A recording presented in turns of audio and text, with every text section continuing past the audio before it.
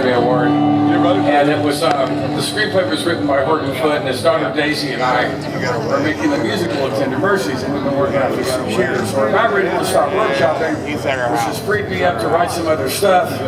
Plus, Bruce did what he did, and then Tom Morello went to Minneapolis, and you know my friends were starting to show me up. I'm supposed to be the political guy. So I did a couple of things. But we might see each other again. I wrote, I made a new video of an old song, and I wrote a new song. And I recorded the new song with Los Lobos a few weeks ago. We recorded it in Richmond, Virginia, because it was easier to get those guys to go to a recording studio when they were on the road during the day than it was to get them out of their own fucking houses in LA. That's just the way they are when they're off the road. And I don't know, I grew up in San Antonio, and I framed houses was the only thing I ever did besides this. And I just ended up with, did a lot of hard work, and I figured out the only way I was gonna, minimum wage was $1.60 an hour when I started doing that in the 70s. And it was like, the only way you made any money was to quit working with the Bolillos and work on Mexican crews, because they would work all day long and you could get some hours in. You know, 40 hours a week, you got $75 at the end of the week, and that wasn't enough. I never kept a job for long enough. That I would like to work 4 or 5 weeks and quit, and then do something for a while. And they were building enough stuff, you could always get a job. So that was my MO. And I learned a lot, and I got to thinking about, I watched this engine of immigration that's run this country from the very beginning, from really up close. And I come from occupied Mexico, and it's just one of those things. I worked for guys who were bringing members of their family from across the border who would stay for a while and work and make some money and go home. And others came and made a life for themselves and stayed. And I just kind of tried to put myself in the position of one of those guys my age now or a little younger, and looking at what's going on around him. And this is called Volver a Celaya, which means back to Celaya. 2, 3, 4.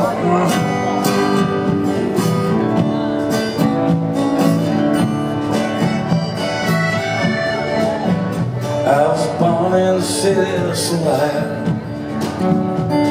deep in the heartland of Mexico.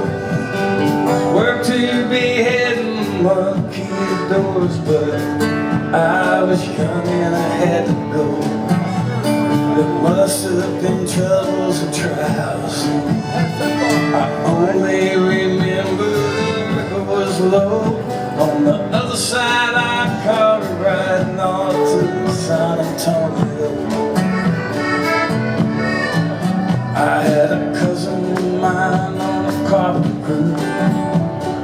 Lied to his boss and he put me on.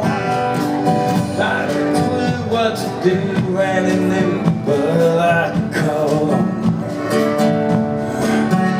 In the swing of a hammer, a lifetime flew by. I raised a family, but now I'm alone. Voy a volver a Celaya, I'm going back home.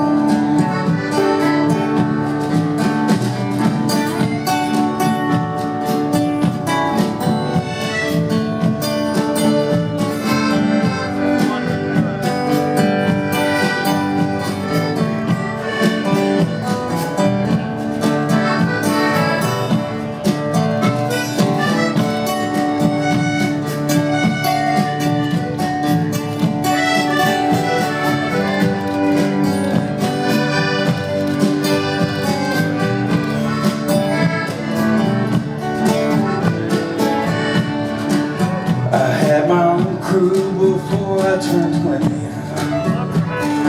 I began building on life brick by brick. I did alright and the contractor sponsored me. I got my citizenship. I married Fair Graciela, his daughter. Soon there were children, now they're all grown. 2 of our boys went to fight in Afghanistan. One of them didn't come to believe in this country that I barely recognize now. The Negro come last in the night with a horn and the children scream when they knock the doors down. Then the angels to my grassy love. Nothing left here for me now that she's gone. A foil over there, I so lying, I'm going back. A foil over there, I so lying, I'm going back.